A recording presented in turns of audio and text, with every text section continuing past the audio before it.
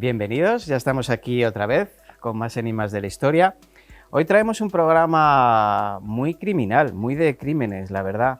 Vamos a empezar por un crimen, iba a decir reciente, pero es que como me hago mayor, pues el tiempo pasa muy rápido y me parece que es reciente, pero es de principio de los 80. Y también va a estar nuestro compañero Antonio Checa con un crimen muy clásico. Yo les recomiendo que no se lo pierdan, que se queden ahí, que empezamos más enigmas de la historia.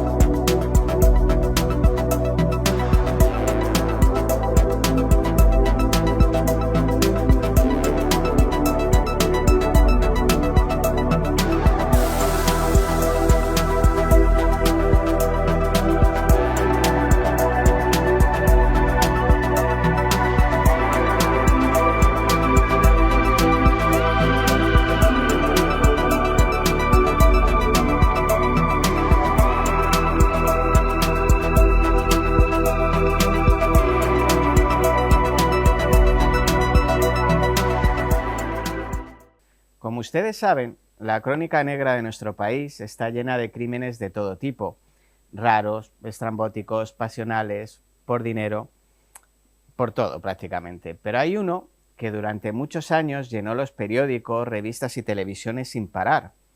Lo tenía todo: riqueza, poder, belleza, amor, pasión y un culpable al que pronto la opinión pública convirtió en inocente.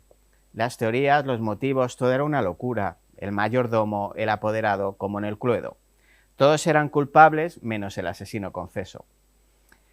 Aún hoy sigue siendo un misterio lo que ocurrió esa noche del 1 de agosto de 1980 en un chalet de Somosaguas. La sentencia realmente no ayudó a calmar los ánimos conspirativos. La frase que dice que el único condenado perpetró este desalmado crimen solo o en compañía de otros no dejó a nadie contento, sino todo lo contrario. Les dejo con el crimen de los marqueses de Urquijo.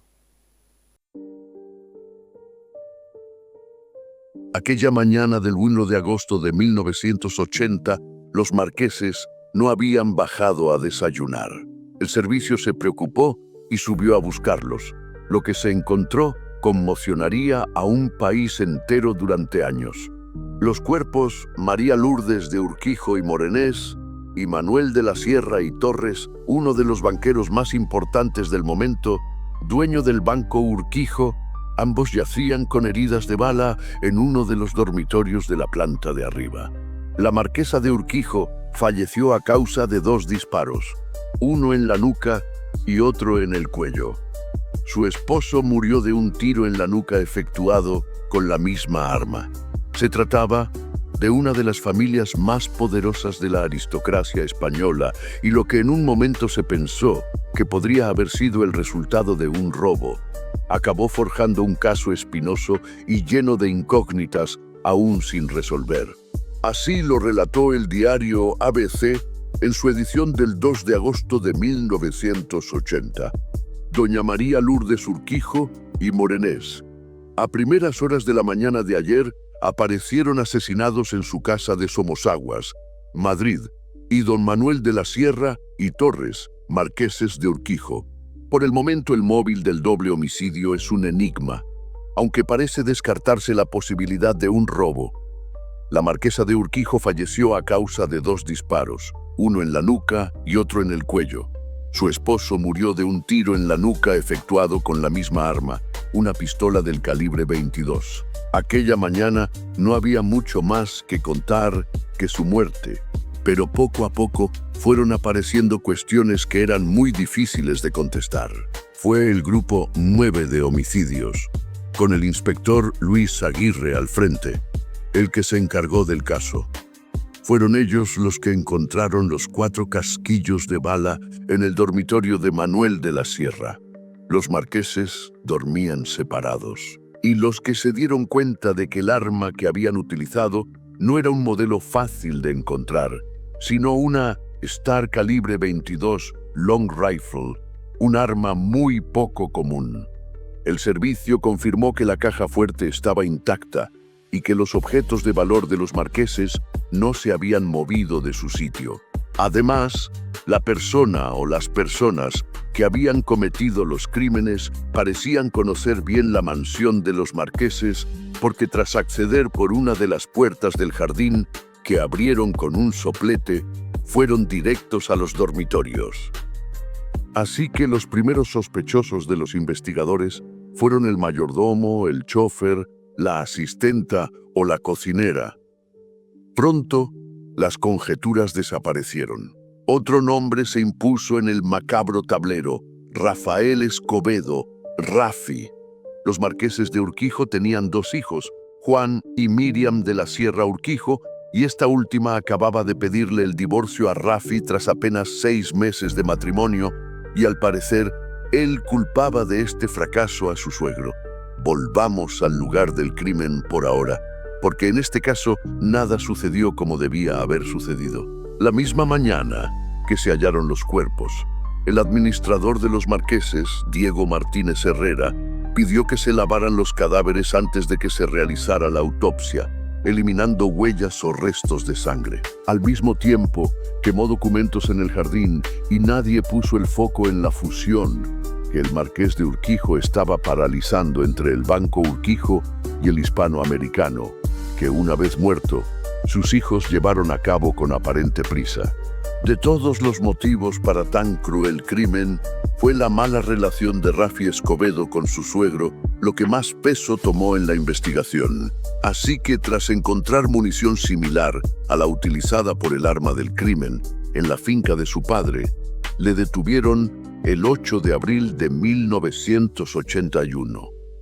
Él acabó admitiendo los asesinatos, aunque después testificó que había sido bajo tortura, y su carta de confesión acabó desapareciendo de los archivos policiales. Y así, en julio de 1983, tras haber pasado casi 3 años en la cárcel de Carabanchel, se le condenó por asesinato, solo o en compañía de otros, a la pena de 26 años, 8 meses y 1 día de reclusión mayor por cada uno de los delitos y a pagar 20 millones de indemnización a los hijos. Pero ¿quiénes eran los otros?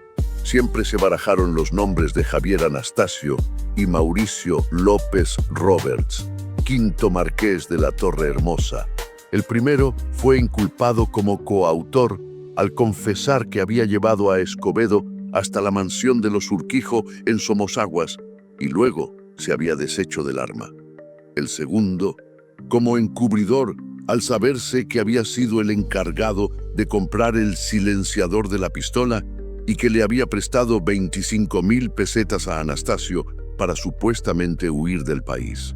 Porque el supuesto coautor pasó 3 años en prisión, pero en 1987 se fue a Brasil, país con el que España no tenía tratado de extradición, y volvió cuando el caso ya había prescrito. Fue Rafi Escobedo el que no volvió a ver la luz. Aunque durante el juicio negó su implicación, volvió a hablar de que había confesado bajo tortura y llegó a señalar al administrador de los marqueses de Urquijo, Diego Herrera, y a los hijos de estos como coautores del crimen. Allí siguió diciendo a todo aquel que le quisiera escuchar que era inocente, empezó una huelga de hambre y llegó al punto de intentar suicidarse 2 veces. Una en marzo de 1987 y otra en julio de 1988. Fue el periodista Jesús Quintero quien le entrevistó para su programa Perro Verde en un capítulo en el que aseguró que ya no le quedaba ánimo para seguir. Aquella entrevista se emitió a mediados de julio de 1988 y Rafi apareció ahorcado en su celda el día 27 de ese mismo mes. Y tras realizar la autopsia, se descubrieron restos de cianuro en los pulmones. La muerte oficial dicta que fue un suicidio, pero es prácticamente imposible que con esa cantidad de cianuro en su cuerpo pudiera ahorcarse por sí mismo.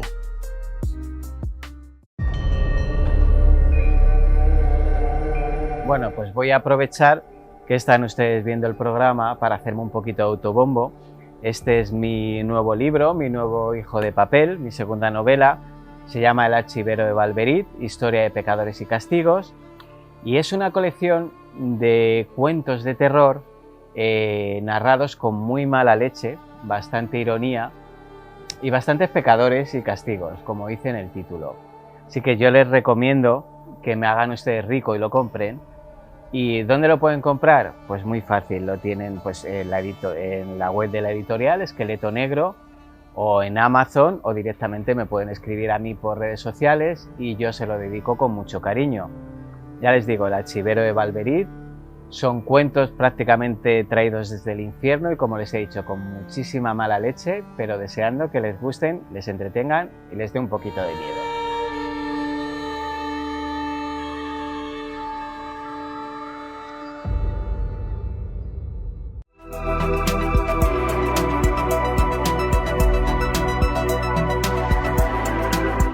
Bueno, pues ya han visto ustedes los hechos que se presuponen que pasaron, porque la verdad yo creo que nunca la sabremos. Y aquí tenemos a nuestros compañeros Desiré Bresen, Antonio Checa. Encantado. ¿Qué opinión tenéis vosotros del famoso crimen de los Urquijo? ¡Puf! Buena pregunta. Yo solo te diré que es un crimen tan famoso y tan conocido que yo, que era un niño cuando eso ocurrió, me acuerdo del impacto que generó. Causó impacto. Además era una familia súper poderosa, el Banco Urquijo. A mí lo que me ha sorprendido es la cantidad de pequeños bancos privados que había. Además, bueno, el Banco de los Urquijo estaba justo fusionándose con otro. O sea, es que es un poco suspicious. Ahora es que son todos grandes bancas, pero había muchísima banca privada. Claro. Muchísima. Es que era otra España. Era otra España, sí. Incluso este crimen te pones a leerlo y es que realmente cuando te empiezas a ver los detalles es que te retrotrae a otra época. Sí, y yo no sé si hay crímenes perfectos o no, pero desde luego hay investigaciones defectuosas y esta fue una. O sea, lavar los cadáveres... La primera investigación fue súper chapucera hasta que entró el inspector, que ahora no recuerdo el nombre, que ya la hizo bien, que de hecho él siempre estuvo convencido no de la inocencia de Rafa Escobedo, sino de que había mucha más miga, pero no se pudo demostrar. Pero es que tenía todo lo de la femme fatal. Yo tuve la suerte de conocer a Miriam y te he de reconocer que es una señora con muchísima clase. A ver, te hablo hace a lo mejor 15 años o algo así. Una mujer bellísima, una mujer súper educada. Y claro, aquí ya entra toda la conspiración porque es que es maravilloso, tiene todos los ingredientes. Se hizo mal desde el principio, o sea, terrible. El mayordomo, todo, tiene todo. Sí, y es que luego además te pones a mirar los personajes que aparece hasta el administrador. Sí. Es que parece totalmente sacado de con una novela. Con la camisa que le había dado el otro. Sí, es brutal. Pero es que incluso ya el arma homicida, o sea, un arma exclusiva hecha en las antiguas fábricas de armas que teníamos en el País Vasco. O sea, es que realmente... efectivamente, que era una cosa que, hombre, no es poco consuelo, es decir, me han matado pero con una pistola específica, ¿no? No, y luego había muchas mentiras porque, claro, decían que en principio solo querían matar al marqués, que mataron al marqués y la marquesa se despertó y la mataron en el pasillo. Eso es una leyenda urbana. Eso no fue real, la marquesa estaba en la cama. Que a lo mejor fuera porque se despertó y no la quisiera matar, no se sabe. Fíjate que en un montón de documentales se dice precisamente que ella salió, sí, que exactamente. Si hubieran sido unos desconocidos simplemente lo hubieran empujado. Es una leyenda urbana. Yo estuve viendo las fotos de la escena del crimen y tal, y ella está en su cama. Sí. O sea, la dispararon en la cama. Y luego, claro, había personal en la casa, pero no se enteró. Y era obvio que tenían que conocer la casa los que entraron. Luego yo seguí mucho el tema por Jesús Quintero, que le hizo la famosa entrevista, y también estaba Matías Santolín. Hay una entrevista de Jesús Quintero a Matías Santolín, porque claro, la esencia que te queda es que Rafi no fue, porque era un pringao. Y él sí. Tú no has sido por pringao. Claro, le decían, pues, a ver, era un pringao. Te deja la mujer por un americano y... Claro, era un chico bien de Salamanca, pero dijeron, este es el eslabón más débil. Rafi no fue, porque Rafi en la cárcel, la entrevista con Jesús Quintero, defiende más o menos su inocencia, pero como que sabe mucho. Él insinúa como para acusar a los marqueses, a los futuros marqueses, a los hijos, que son los que están detrás. Sí, que estaba en Londres, pero que no estaba... Claro, él siempre insinúa muchas cosas, pero en la última entrevista que hace, que se cree que es la de Jesús Quintero, pero no, le hizo a Matías Antolín, que era el que más llevó el caso, Rafi le reconoció que fue él. ¡Ostras! Sí, y además la vi repetida cuando estaba haciendo el guión del programa y me puse a ver todas las entrevistas y tal, y yo la había visto hace mucho tiempo, pero no, me había quedado la esencia popular de la inocencia de Rafi. Y la vi y Rafi no le dejó grabar.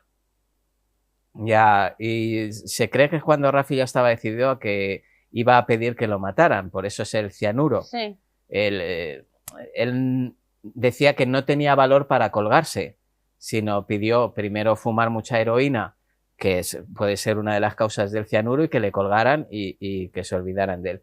Entonces dice que le reconoció a Antolín que había sido él. ¿Pero solo? No. No había sido solo, pero que Javier Anastasio no sabía en principio a lo que iban, pero luego que sí lo supo, porque de hecho se deshizo del arma, y que él había ido a la casa con la intención no de matar a la marquesa y al marqués, solo de matar al marqués, porque él consideraba que era lo que le separaba de Miriam, y que Miriam, cuando su padre muriese, iba a volver a sus brazos. Y esa es la historia. O sea, que no es tanto por dinero como pasional. Fíjate, en una según historia esta donde versión, tiene todos los ingredientes para ser un móvil de dinero, sí, sí. del banco, Total, la fusión, todo. todo lo Al final fue algo mucho era pasional. más mundano, vamos. Yo me fío de Matías Antolín porque trabajó muchísimo en este caso y no se iba a tirar ese triple de decir en un programa, oye, que a mí me la ha reconocido, porque de hecho Jesús Quintero le dice, joder, pues a mí el cabrón nunca, sí me lo insinuaba a veces, pero nunca me dijo, parecía no, esto... más tonto que malo. Sí, y al final, pues... Buena frase esa. Sí, es verdad, al final es un chaval que se le fue la cabeza, también estaban de copas, era una noche, no fue nada muy planificado, o a lo mejor fue una noche de copas para armarse de valor y hacerlo. Es verdad que el marqués era que no era el marqués oficial, la marquesa era ella, él era el consorte. Sí. Y era el que llevaba todo el cotarro y todo el dinero, y sí había sido muy despectivo con Rafi, siempre, ¿sabes? Porque Rafi Escobedo era una familia bienvenida muy a menos. Entonces, pues para el marqués le parecía muy poco para su hija. Entonces siempre la había despreciado mucho, la había tratado muy mal, junto con el administrador. Hay una entrevista del administrador en Ratones Colorados, si la podéis ver con Jesús Quintero, es genial, solo por la manera que se expresa. Esa es en la que dice lo de yo cómo no iba a lavar los cadáveres. Sí, esa. Pues yo les conocía de todo el tiempo, estaban ahí, yo estaba con dos muertos simplemente es brutal, iba a venir a verle la gente, iba a venir a ver la gente, así. Yo le dije a las madres de los marqueses, no subáis, y que claro, les metí un algodón y lavé los cadáveres. Y todo esto antes de la autopsia. Pero no ve que le pueden, pero no ve que le pueden acusar, a mí de qué me van a acusar. No, es brutal, pero claro, como hubo esa conjunción planetaria de tanto desastre, te daba mucho a la conspiración, pero si al final el culpable lo dice y lo admite, era obvio que era alguien que conocía la casa. Era obvio. Sí, porque además hacía lo del triángulo. Hicieron el triángulo con el esparadrapo, por el ruido, sabían muy bien por dónde entrar, para no tropezar con el servicio, o sea, tú no conoces una casa, puedes entrar por cualquier sitio. Entraron por una zona súper chula, iba a decir, súper escondida y tal, llegaron directamente a los dormitorios, fue todo como muy directo, o sea, no hubo error. Pero la cosa que siempre se ha dicho es que había una tercera persona, y eso nunca se aclaró. Es si Rafi hizo los disparos o realmente los hizo un profesional, porque los disparos eran muy profesionales. Rafi era aficionado al tiro, pero esto ya entra dentro de la conspiración, ¿sabes? Y de la rumorología. Porque pudo estar un tercero, el hijo o algo así. No, el hijo estaba en Londres fijo. Bueno, profesional. decían que no habían encontrado el billete, pero que no había testigos, tampoco se iba a meter en eso. Que cogieran a alguien más, un profesional, o un amigo que estuviera allí para ayudar o tal, no se sabe. De hecho, en el episodio de La huella del crimen, sale una tercera persona a la que no se le ve la cabeza en todo el rato, no se le ve el rostro y sale todo el rato.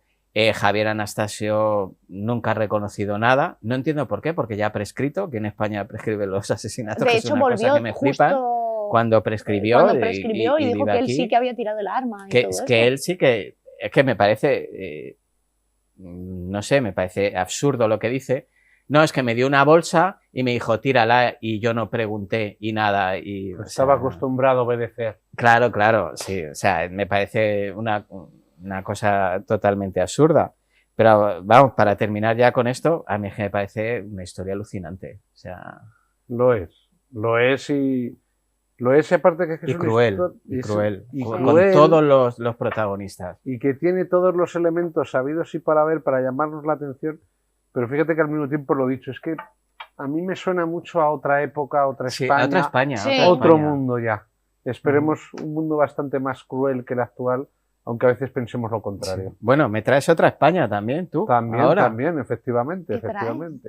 Pues nada, yo en la sección de historias de la gente he pillado gusto a los crímenes. Sí, que ya me trajiste el de Cuenca. Correcto, entonces he dicho, venga, pues ya que vamos por crimen de Cuenca, pues ahora vamos a hablar del crimen de Don Benito. A mí me alucina este. Ay, no le conozco. Pues este, vamos. Pues vale, mira. Empieza. Pues nada, o sea, el crimen de Don Benito fue un crimen bastante importante que ocurrió en 1902. Y fue un crimen, además, que ha generado literatura, ha generado atención, y en su época se temió que incluso podía llegar a generar una crisis de gobierno, una crisis de sistema. Antes que nada, pues vamos a ponernos un poquito en contexto. Don Benito. Don Benito es una localidad extremeña que, pues por ejemplo, habría gente que diría el pueblo de Don Benito, pero yo es que a mí me cuesta mucho decir pueblo a un lugar que en ese momento tenía 15.000 habitantes. Era una de esas agrociudades que tenemos en el sur de España, tú además que provienes de Andalucía las conoces. Sí. Entonces son esos sitios en los cuales pues tienen elementos urbanos, tienen elementos campesinos. Don Benito era un sitio importante, tenía su partido judicial, tenía su distrito electoral. No, era muy importante. Era muy importante, pero en todo caso Don Benito era un pueblo en el cual había un poder, y ese poder era el cacique de Don Carlos García Paredes. Bueno, cacique, sí. Esto se pone interesante. Sí, sí. Total. Aquí ya quería decir, ya tenemos el malo. Ya, no. Efectivamente. Yo no quiero decir nada, pero sí, tiene toda la pinta. Vale, entonces, he traído varias imágenes y el realizador nos va poniendo. Y entonces, ¿qué ocurre? Pues vamos por partes. Lo que es en la historia es que sencillamente este buen hombre, por llamarle de alguna manera, Carlos García Paredes, pues era una persona importante, era una persona influyente y era una persona que estaba acostumbrada a hacer su santa voluntad. Lo que le daba la gana, pero en todos los ámbitos y en todas las cosas. O sea, como buen cacique, sino lo para que te daba la real gana. Efectivamente, porque era un cacique. Es decir, explicamos a los espectadores, el cacique es una figura, el término viene de América, cacique significa jefe de indios, de hecho hay tribus en América que siguen diciendo nuestro cacique es tal, y ellos lo dicen con respeto. Sin embargo, el término cacique en España no es un término respetuoso. A nadie le gusta que le llamen cacique, ¿de acuerdo? Aunque lo seas. Aunque lo seas. Entonces, ¿quién es un cacique? Un cacique básicamente es una persona que en un determinado sitio, en un determinado lugar, tiene un poder. Tiene un poder económico, puede decidir quién trabaja y quién no, puede prestar dinero, puede no prestarlo, tiene un poder y ese poder lo utiliza. Lo utiliza para obligarte a ti a hacer cosas o para obligarte a ti a que, por ejemplo, votes a tal partido o votes a tal candidato. Y luego, evidentemente, el cacique, eso que hará, se cobrará los favores.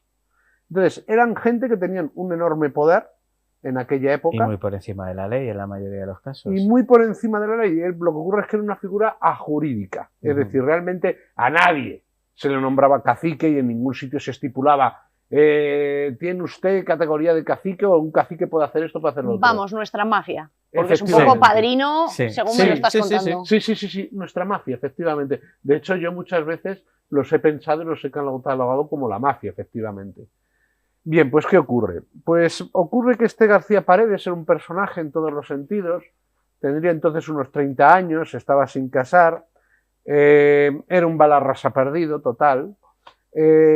Y el caso es que se fijó en una muchacha. Se fijó en una muchacha... Bueno. Efectivamente. Se fijó en una muchacha de 18 abriles que era pues una chica que se ganaba la vida como costurera. Era una Inés chica... María Castejón. Efectivamente, la pobre Inés María. Esta Inés María, que se ganaba la vida honradamente como costurera, junto con su madre, tenían un problema, y es que venían de una familia a menos. El padre había muerto muy joven, entonces la familia había quedado en la pobreza. Aquí las tenemos a las dos, fijaos, ella era guapísima. La verdad que fíjate que sueles ver retratos de la época y no te parecen bellas, pero es bellísima, ¿eh? Ella es muy guapa y esta historia tiene toda la pinta de ir hacia la indignación mía. Total. Sí, totalmente. Sí, va a ser total. De hecho, esta foto también nos da una idea de que realmente no eran simples campesinas. Sí, no. Eran una familia venida a menos. Venida a menos porque el padre había muerto y encima, para colmo, el único varón que quedaba en la familia del hijo estaba cumpliendo el servicio militar. Con lo cual, estaban en Don Benito indefensas. Solas y desamparadas. Efectivamente. ¿Qué ocurre? Pues que sencillamente don Carlos no paraba de requebrarla, ella no la aceptaba, porque ella sabía perfectamente que lo que don Carlos le ofrecía no era un noviazgo, no era una relación, era sencillamente hacerla como mucho su querida. Y eso, pues, Inés María no aceptó. Y aquí es donde ya llegamos al momento del crimen de don Benito. ¿En qué consistió este crimen? Bueno, pues sencillamente lo que ocurrió fue que en 1902 un vecino ve que algo ha pasado, algo extraño, llaman a la Guardia Civil, entran en la casa de las dos y se encuentran a la madre degollada y a la hija muerta con 30 y tantas puñaladas. No. Sí. Y signos evidentes de que se había intentado una agresión sexual. ¿De acuerdo? A partir de ahí ya es cuando finalmente la situación en Don Benito estalla. Hombre, no es para menos. No es para menos. No, pero menos. todavía tiene miga, ¿eh? No es para menos. Todavía no tiene para miga menos. esto. No es para menos, pero ojo, que no era la primera vez que había pasado esto. Es decir, no se había llegado al asesinato. Aquí tenemos a los dos culpables. Bueno, aquí tenemos a los que fueron encausados y aquí yo ruego al administrador que mantenga la imagen. Porque, a ver, don Carlos estaba hecho a hacer su santa voluntad. Si te quería, te tomaba. Efectivamente. De hecho, ya había violado antes a una muchacha, pero esa muchacha no se le resistió. Bueno, no se le resistió. Bueno, no. Entendámonos. No se le resistió tanto como para que la matara. No, entendámonos, ¿de acuerdo? O sea, la pobre muchacha no se resistió. O no ofreció tanta resistencia o lo que ocurriera en ese momento, ¿de acuerdo? Pero ¿qué es lo que ocurre? Que todo parece indicar que la pobre Inés María sí que resistió, intentó resistirse hasta el final. Porque además era muy religiosa. Ella era muy religiosa. Entonces, ¿qué es lo que ocurre? Ella intentó resistirse hasta el final y quien fuere la mató. Estos son los tres encausados. Y aquí lo que ocurre es que, claro, ya la gente en Don Benito le tenía ganas a don Carlos. Y ya aquella España ya estaba empezando a cambiar. ¿Por qué? Porque ya en Don Benito el poder de los caciques y el poder de los terratenientes ya no era tan grande. Ya había una federación obrera. Ya había empezado a haber un sindicato. También empezaban a haber profesionales que decían, vamos a ver, ya cuando son 15.000 habitantes ya no es tan fácil mantener el control. Porque ya hay gente que dice, no, por aquí no pasamos. Claro. ¿Qué ocurre? Finalmente empezó a hacer una movilización enorme, pero enorme. Llegaron a haber manifestaciones, llegaron a atacar la casa del ayuntamiento. García Paredes, que es el que pone el punto 3, es el caballero que ese fue el acusado y el gran cacique del pueblo. García Paredes, el que tenemos en el punto 2, es Castrejón, Ramón Castrejón. Fíjate, has dicho la mafia, y una característica típica de la mafia, cuando se habla de la mafia, se dice que la mafia siciliana, la organización típica, tópica, real, era el aristócrata siciliano, Castrejón, el mafioso, en este caso sería Ramón, el número 2, que era el que hacía y conseguía los favores para el aristócrata. Efectivamente. El conseguidor. El conseguidor. Luego, la mafia siciliana es otra historia. La mafia siciliana se independizó de la aristocracia y se acabó convirtiéndose en una fuerza. Pero don Ramón es un caso claro, que además es una figura que aparece mucho en casi todas las historias de caciques. Tienes el cacique del pueblo, que es el amo, y luego tienes otro, que es su segundo, que es el que se mancha las manos, el que le consigue las cosas, el que hace muchas cosas, Ramón. Y el tercero es el pobre infeliz, es un pobre infeliz, que fue un sereno del pueblo. ¿Qué ocurre? Que este hombre fue cómplice. Todo parece indicar que lo que ocurrió fue lo siguiente. Como Inés María no aceptaba, en un momento determinado no se les ocurre otra cosa a don Carlos y a don Ramón que decirle al pobre Cidoncha, al sereno, mira, vas a ir a la casa y... me la vas a abrir. No tanto me la vas a abrir, sino que te abran. Que te abran. Eres el sereno. Confiaban en el sereno. Que te abran. El pobre Cidoncha aceptó por dos cosas. Primero, porque García Paredes era el cacique que controlaba, su familia controlaba el ayuntamiento. Claro, sí. Entonces, con lo cual sabía perfectamente que si decía que no, al día siguiente estaba despedido. Y luego aparte, don García Paredes a otro sereno que en cierta ocasión le quiso poner orden, le dio una paliza. Y no pasó nada. Y no pasó nada. Entonces, ¿qué ocurre? Pues el pobre Cidoncha, pues digo pobre, aunque realmente lo que hizo fue una canallada y una cobardía, pues el tío contribuyó. Y lo que se viene a decir es que llamó a la puerta, la abrieron y entonces aprovecharon ellos dos. Sí, porque tenían como un cuarto alquilado, ¿no? Me dijiste para un médico, entonces les dijo que el médico necesitaba el maletín, o sea, una excusa bastante creíble. Era una excusa creíble, ellas evidentemente... ¿Dónde estaba el médico en ese En otro pueblo. En otro pueblo. Sencillamente... Una casualidad también. Claro, pues sabrían. Pero ojo, que al médico también fue encausado. Es decir, cuando... hubo varias sospechas, ¿no? Porque al principio todo el mundo había el rum, pero ¿quién podía ser? Porque también hay que decir que Inés María, por su belleza, tenía muchos pretendientes. Lo que nos pasa a todos los que somos guapos. 21 añitos, claro, estaba en la flor de la vida, la criatura. Efectivamente. Entonces, podemos ir pasando imágenes. Básicamente, lo que fue ocurriendo es que ya en el pueblo pues ya hubo mucho movimiento y cada vez más se apuntaba a García Paredes. La situación ya llega a estallar cuando finalmente incluso aparece un testigo. Este testigo, aquí lo tenemos en esa serie que tanto te gusta, que es La Huella del Crimen. Soy súper fan. Y aquí tenemos a un jovencísimo Gabino Diego. Yo creo que fue de los primeros papeles que hizo. Fíjate. Es que te digo, es que es una serie maravillosamente interpretada, dirigida, rodada. O sea, este episodio, o sea, yo le recomiendo a todo el mundo que lo vea, porque va a alucinar y te representa lo que era un cacique, la personalidad de cabrón, que me perdonen los espectadores. O sea, es brutal. O sea, bueno, pues vamos a este personaje. Pues nada, sencillamente este personaje, dijo que había visto a los dos entrar en la casa previa llamada del pobre Cidoncha. Digo pobre Cidoncha, el pobre, que realmente no debería llamarle pobre, porque pero bueno, hizo una canallada. De los tres es el más comprensible, porque el de los tres estaba amenazado. Estaba amenazado, pero yo creo honestamente que no, esas cosas no, y no sé, y no.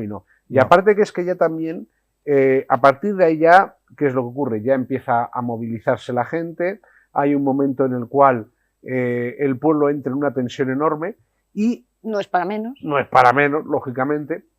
Y desde Madrid se manda a un juez específico, a un juez en concreto que haga la instrucción diciéndole, busca la verdad y sobre todo que esto no estalle. Que esto no estalle porque hay que tener en cuenta una cosa, las relaciones sociales en aquella época se estaban envenenando cada vez más. O sea, a Madrid tampoco le convenía que los caciques o los altos cargos o el tal empezaran una revuelta o empezaran... No, porque esos abusos de poder, esas pasadas que hacían, hacía que la gente ya se echara a la calle y tomara el pueblo. Sí, hay eso que dices de Siria, efectivamente, porque Madrid lo que tenía claro es que lo que yo no voy a permitir es que por la frivolidad de 3 o 4 caciques... Perder todo el control de una zona. Perder el control porque se estalla una revuelta. Es que además pensemos que, por ejemplo, en esa época tenemos los sucesos de Andalucía, los motines de hambre de Andalucía. Hubo un caso que algún día lo podríamos traer, que es el asalto a Jerez, en 1881, en el cual pues una masa de jornaleros entraron en Jerez diciendo muerte a los señoritos y matando a todos los que iban bien vestidos. O sea, es que fue así. Has pensado de lo mismo que yo. Sí.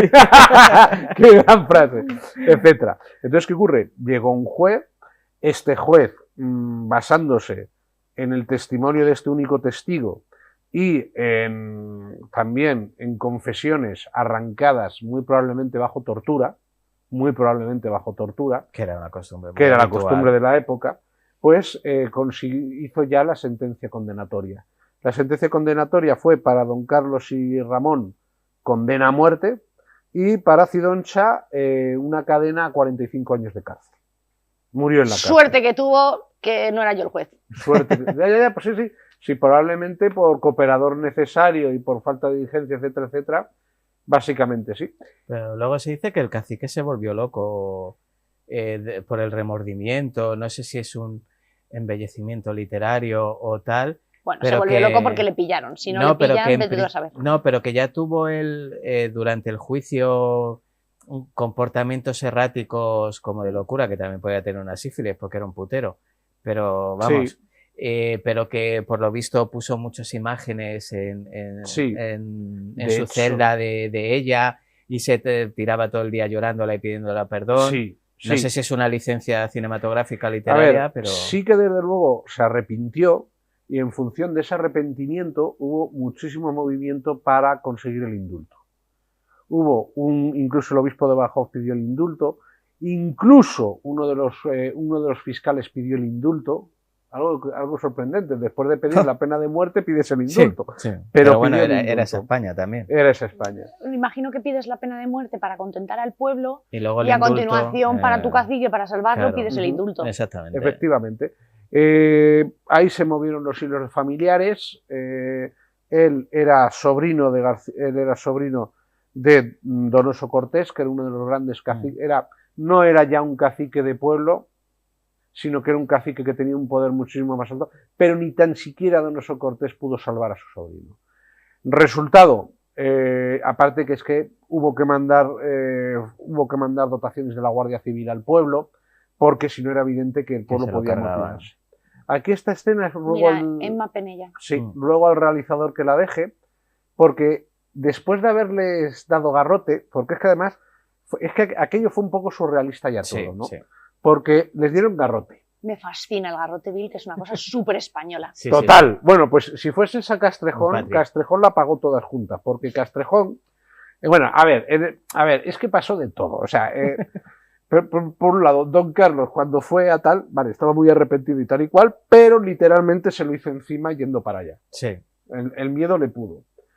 Y en el caso de Castrejón, el factotum, pues ese al contrario, ese era el mafioso real, ¿de acuerdo? Era un hombre muy echado para adelante.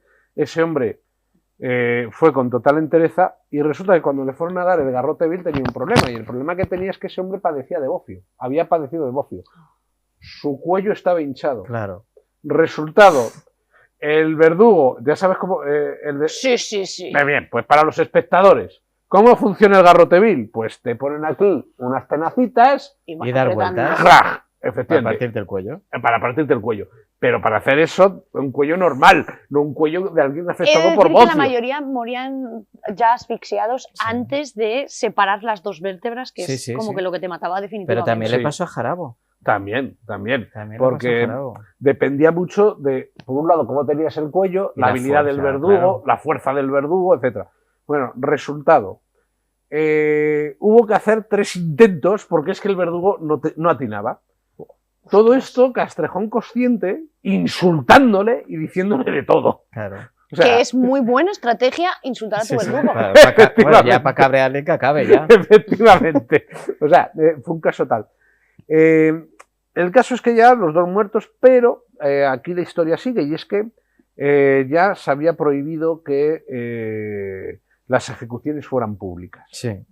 Entonces, ¿qué ocurre? Que el pueblo... quería saber si era verdad o no. Efectivamente, porque sospechaban que no les habían muerto, que sus parientes habían hecho su última influencia para librarles, y al final las autoridades se dieron cuenta de que o dejaban a la gente que viera los cadáveres o realmente el tan temido motín acabaría estallando.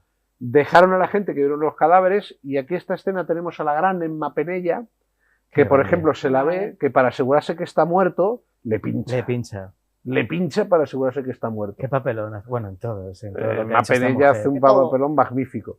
Yo la verdad es que este episodio en concreto de La huella del crimen, yo creo que los podemos recomendar todos. Sí. Pero yo siempre lo he recomendado cuando doy charlas de historia, porque la recreación es magnífica. Es maravillosa. Es magnífica. Y así pues terminó El crimen de Don Benito. Fue una muestra de que ya muchas cosas estaban cambiando, que muchos poderes impunes ya empezaban a dejar de serlo, y que desde luego pues aquella España... Luego volverían. Luego sí, pero aquella... Pero no tanto. Aquella... No tanto. Otra cosa hay otros momentos históricos, ¿no? Pero hay que tener en cuenta que lo que es el caciquismo entró en crisis a finales de... entró en crisis ya en esta época. Perviviría durante bastante tiempo, pero el poder de los caciques ya empezó a ser respondido. De hecho, la prueba la tenemos aquí. García Paredes fue ejecutado. Sí. Bueno, y me decías que este suceso ha tenido huella en la literatura. Sí. Que vas a hablar de una muy buena novela. Claro, tuvo huella en la literatura. Aquí tenemos uno de tantas coplas de ciegos que me gustan a mí. Ya te digo. Que le hablábamos el otro día sobre nuestra manera de llevar este tipo de cosas. Efectivamente, pero el crimen de Don Benito, lo que pasa es que, a ver, el crimen de Cuenca, las coplas eran lúdicas. El crimen de Don Benito eran más trágicas, ¿no? Pero en todo caso, pues bueno, hubo un montón de coplas, hubo un montón de tal, ha habido obras de teatro, ha habido tal, pero yo sobre todo me gustaría comentar una magnífica novela que es Jarrapellejos. Jarrapellejos es una novela de un autor casi olvidado, que es Felipe Trigo. Felipe Trigo es uno de los escritores realistas españoles, él más bien naturalista. Es además pionero en muchas cosas. Se le considera también un pionero en lo que es la literatura erótica en español, y escribió una gran novela que fue Jarrapellejos. De Jarrapellejos se hizo luego en los años 80 gran película. Esta película con un magnífico Antonio Ferrandis.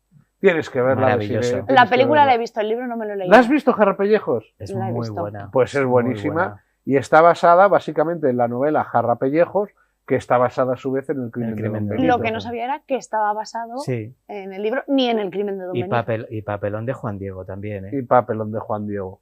Papelón de Juan Diego, papelón de un jovencísimo... se me dio el nombre, Jopetas. José Coronado, perdón. A Coronado no lo recordaba yo. Amparo Larrañaga.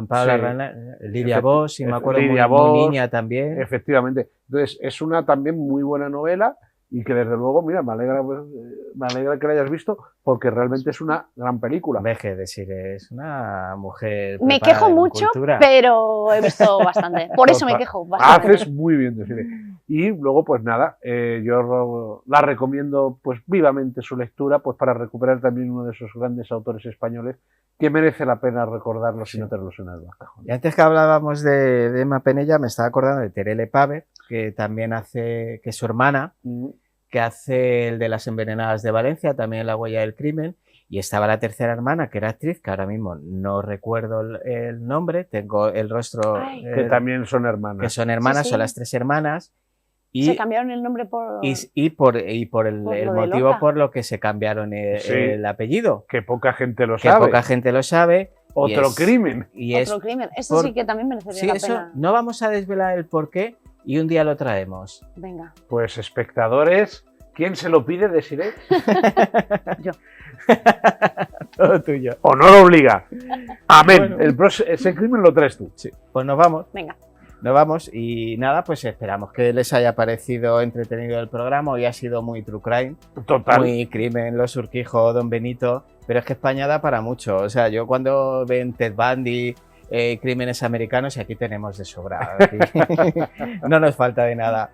Así que nada, muchísimas gracias una semana más por su confianza, por estar con nosotros. Muchísimas gracias. Hasta la semana que viene, que volvemos con más Enigmas de la Historia.